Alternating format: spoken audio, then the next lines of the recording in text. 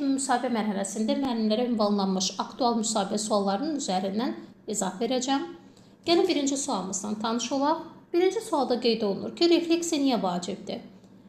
Refleksiya təlim prosesinin ayrılmaz hissəsidir. Refleksiya şagirdə öyrəndiklərini təhlil etməyə, hansı çətinliklərlə qarşılaşdığını, onları necə aradan qaldıra biləcəyini dərk etməyə kömək edir. Refleksiya edərək, şagird bugünkü dərsdə nə öyrəndim, nələri öyrənməkdə çətinlik çəkdim, növbəti dərslərdə nələrə diqqət yetirməliyəm kimi suallara cavab axtarır. Həmçinin refleksiya şagirddə metakognitiv bacarığı formalaşdırır.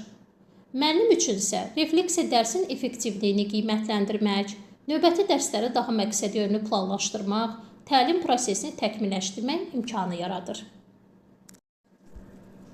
İkinci sualımız, planlaşdırmada şagird yönümlülüyü necə təmin edirsiniz? Bəli, biz bilirik ki, müasir təlimin əsas prinsipi şagird yönümlülükdür.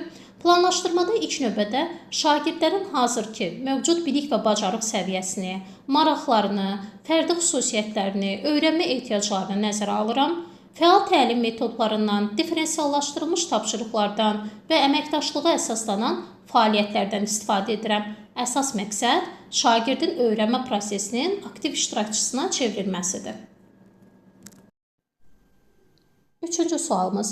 Dərs zamanı planlaşdırdığımız fəaliyyət uğurlu alınmasa nə edərsiniz? Müasir müəllim çevik olmalıdır. Fəaliyyət gözlənilən nəticəni vermədikdə, şagirdlərin ehtiyacına uyğun alternativ üsul və ya fəaliyyət seçərəm. Yəni, müəllim üçün əsas məqsəd planı olduğu kimi icra etmək deyil, təlim nəticəsinə nail olmaqdır.